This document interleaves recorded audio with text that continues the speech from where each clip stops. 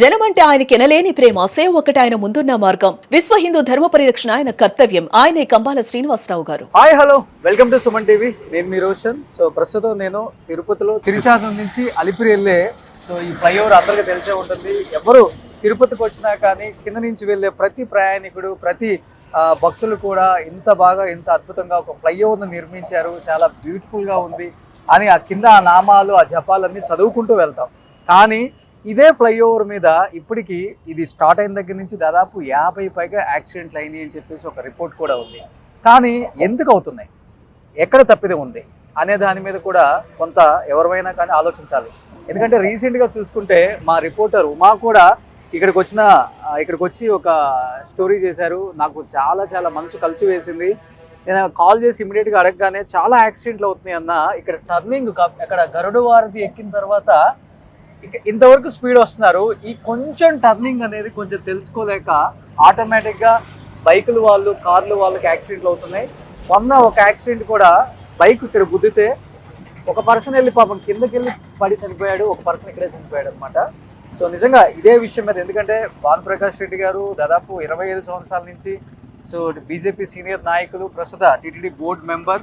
ఈ పక్కనే వాళ్ళ హౌస్ కూడా, పక్కన 2 minutes నేను దర్శనం చేసుకోగానే అడిగాను, భానుగారు ఏంటి ఇక్కడ సిచ్యువేషన్, ఎందుకు ఇలా జరుగుతుంది అన్నప్పుడు నాకు చాలా బాధేస్తుందన్న, ఈ విషయం మీద మాట్లాడాలనుకుంటున్నాను అన్నారు. కాబట్టి సో ప్రజెంట్ అన్న అసలు ఎన్ని యాక్సిడెంట్లు జరిగాయి ఈ మధ్య కాలంలో, ఒక 6 చనిపోయారు. ఈ ఫ్లైఓవర్ అనేది అంటే ఈ డిజైన్లో తప్పు ఉందా, లేకపోతే ఓవర్ స్పీడ్ వల్లనా, లేకపోతే ఎక్కడ ఏంటి అనేది ఒకసారి మీ మాటల్లో. అంటే ఈ ఫ్లైఓవర్ గరుడ వారధి, ఈ వారధి గుండా మొత్తం మనం తిరుచానూరు నుంచి వచ్చే వాహనాలన్నీ ఇక్కడ కానీ గరుడ వారధి ఫ్లైఓవర్ కానీ మనం కానీ దీని మీద మనం రాగలిగితే అలిపిరి దగ్గర మన కపిల్ తీర్థం ముందు డౌన్ అయ్యే అవకాశం ఉంది. కాబట్టి 90% వాహనాలన్నీ ఈ వారధి ద్వారానే వాహనాలన్నీ వస్తున్నాయి. కానీ దురదృష్టం, ఈ ఫ్లైఓవర్ ఓపెన్ అయినప్పటి నుంచి ఇప్పటి వరకు దాదాపు 100 పైచలకు యాక్సిడెంట్ జరిగాయి. 100 పైచలకు యాక్సిడెంట్ జరిగాయి. అందులో దాదాపు పాపము 6-7 మంది మరణించడం జరిగింది. ఎంత దురదృష్టం అంటే, ఈ టర్నింగ్లో మొన్న దాదాపు 2 బైక్లో వస్తుంటే యువకులు ఆ టర్నింగ్లో, ఎందుకు ఇది నాకు తెలిసి ఇదేనా డిజైన్లో ఏమైనా ఫాల్ట్ ఉందా, ఒక నిపుణుల కమిటీ, ఎక్స్పర్ట్ కమిటీ దీన్ని వచ్చి స్టడీ చేయాల్సిన అవసరం ఉంది. ఆ టర్నింగ్లో కొట్టిన తర్వాత ఎగిరి 2 కింద పడిపోయారు. దాదాపు 50 అడుగుల పైనుంచి కింద పడిపోయి, ఈ కింద పెట్రోల్ బంక్ ఉంది, ఆ పెట్రోల్ బంక్ దగ్గర ఒకరు 50 అడుగుల దూరంలో ఇక్కడ నుంచే ఆ పెట్రోల్ బంక్ దగ్గర 2 పడి చనిపోవడం జరిగింది. ఓకే, ఎంత బాధ అంటే, పెట్రోల్ బంక్ ఉంటే ఎప్పటికైనా ప్రమాదం కదా.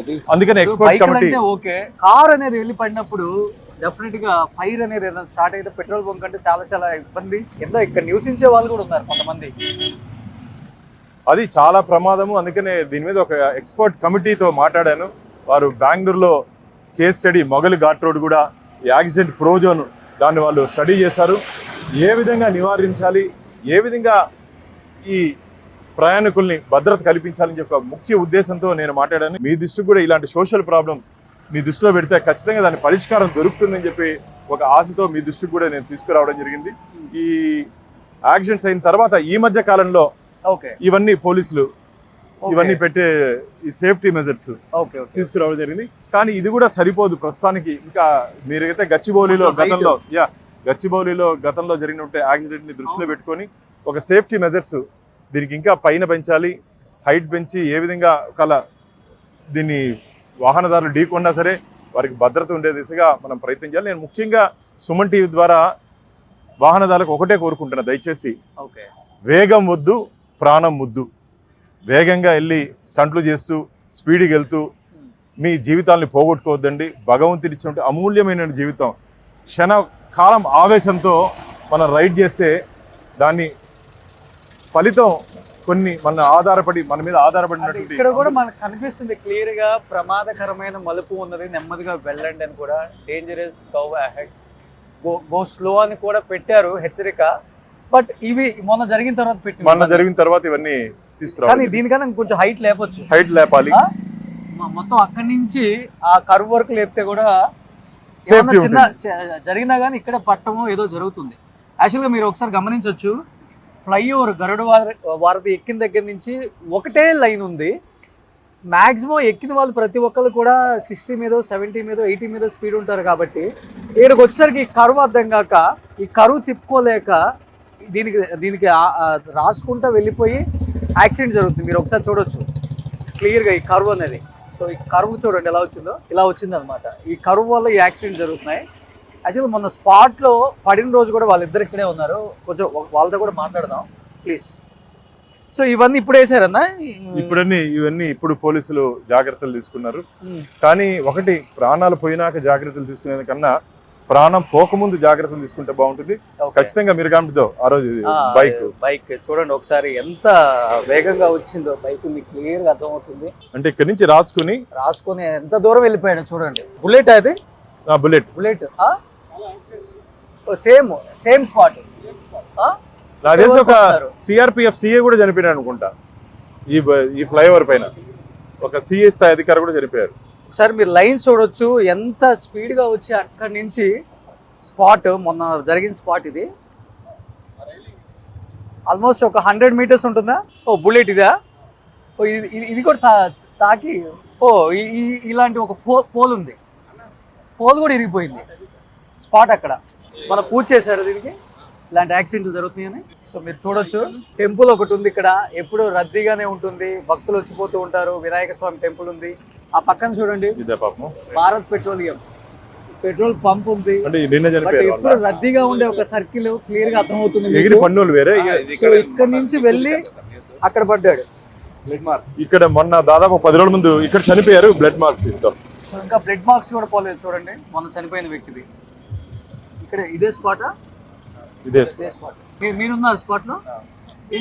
అంటే రావటం స్పీడ్ వచ్చారా నుంచి ఏమైందంటే ఆ రోజు వస్తున్న సందర్భంలో మేము కింద వస్తున్న సందర్భంలో ఫోర్స్ మీద వచ్చి పిల్లలు ఫాస్ట్ రావడం వల్ల ఈ యొక్క దాన్ని పుల్ చేయడం, దాని మీద ఒక ఫోర్స్ పడడం వల్ల ఇమీడియట్ కూడా ఇక్కడ ఒకరు వచ్చి గుడి ఏదైతే ఉందో గుడి ముందర పడారు. గుడి ముందు కూడా చనిపోయారు. ఇదే గుడి ముందర అంటే ఇటు పక్క ఈ వారం. తర్వాత ఇంకొకరు వచ్చి 50 మీటర్స్ దూరంలో అక్కడ పెట్రోల్ బంక్ ఉంటుందండి. ఆ పెట్రోల్ బంక్ కన్నా కొద్దిగా ముందు ఇప్పుడు అక్కడ వెళ్తున్న ఆటో సందర్భంలో 50 మీటర్స్ గ్యాప్ లో అక్కడ పడారు. ఇంత దూరం నుంచి పల్టీ పడారు. చాలా హైట్, బాడీ కూడా హైట్ నుంచి వచ్చి కింద పడింది. రెండు కూడా సుమారుగా ఒక 60 to 70 ఫీట్ లేచి పడింది. 10 ఫీట్ లేదు బుల్లెట్ ఇక్కడ ఉన్నింది. కానీ ఇద్దరు మనుషులు మాత్రం కింద పడిపోయి ఇమీడియట్ గా వాళ్ళిద్దరు కూడా విత్ ఇన్ 2 minutes లో కూడా ఇద్దరు కూడా చనిపోయారు. వాళ్ళకి బోన్స్ అన్ని అంటే బోన్స్ ఎక్కడ కదలడం లేదు. బోన్స్ ఎక్కడెక్కడికి ఊడిపోయి అన్ని అట్లే ఊడిపోయి కాళ్ళు. చాలా ఇద్దరు కూడా 24-25 years యంగ్స్టర్స్ బీటెక్ చదువుతున్నారు. విద్యానికేతన్ సంబంధించిన ఒక ఫెస్ట్ నుంచి అక్కడ వస్తున్నారు. ఇద్దరు కూడా ఇక్కడ పక్కన ఉండే నారవారిపల్లి దగ్గర విలేజ్ వాళ్ళు. చాలా ఘోరమైన పరిస్థితి. ఆ రోజు చూస్తే మాకు కూడా ఆ రోజు నుంచి చూసి చాలా మంది యొక్క అవేర్నెస్ అవసరం ఉంది. ఎందుకంటే రన్నింగ్ చాలా ఎక్కువ క్రాస్ ఉంది. దానివల్ల కూడా చాలా ప్రమాదాలు జరుగుతున్నాయి. కంట్రోల్ కావడం ఒక 10-15 days లోనే ఇక్కడ మళ్ళీ జరిగిన ఇంకొకటి లోకల్ బైక్, ఇది కూడా బైక్. సో బైక్ కూడా ఇక్కడ చనిపోయాడు. స్పాట్ లో చనిపోయాడు. అది అతను మంగళం, అతను ఒక 40 years చనిపోయారు. అతను కూడా రీసెంట్ కూడా అక్కడ ఒకటి యాక్సిడెంట్ జరిగింది. స్విఫ్ట్ కార్ వచ్చి నేరుగా ఆ యొక్క సర్కిల్ ఉంటుంది, సర్కిల్ కి నేరుగా వచ్చి గుద్దడం వల్ల కారు అక్కడ స్మాష్ అయింది. కారే మొత్తం పోయింది. ఓకే.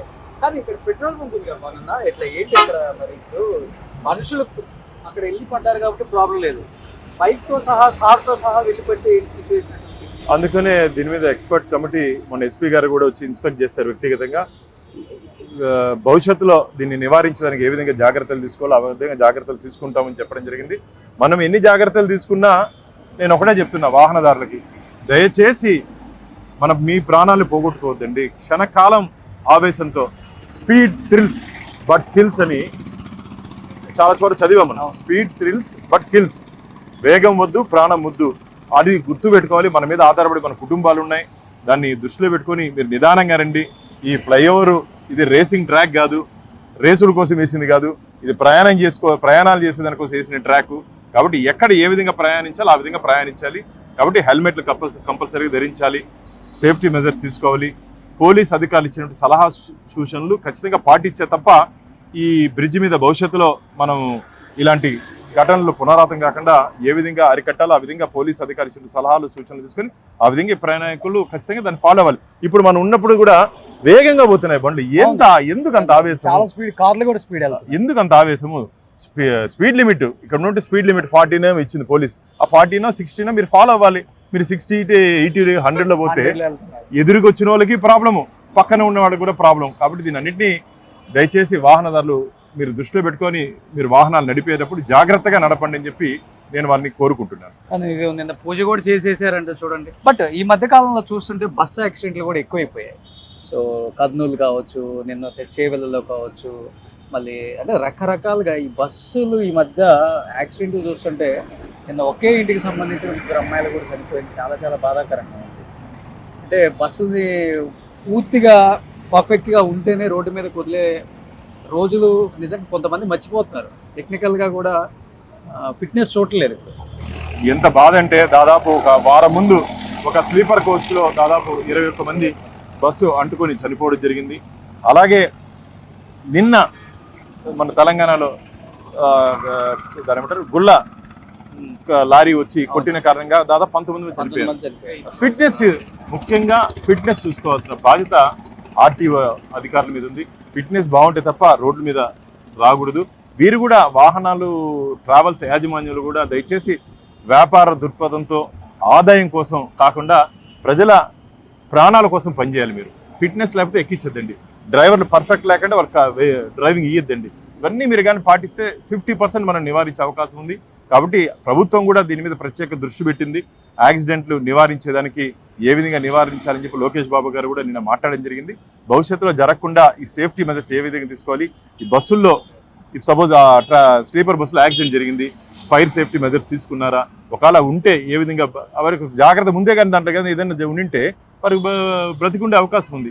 కాబట్టి భవిష్యత్తులో ఇవన్నీ జరగకుండా ఉండే దిశగా మా ప్రభుత్వం ఎన్డీఏ కూటమి గట్టిగా ప్రయత్నం చేస్తా ఉంది.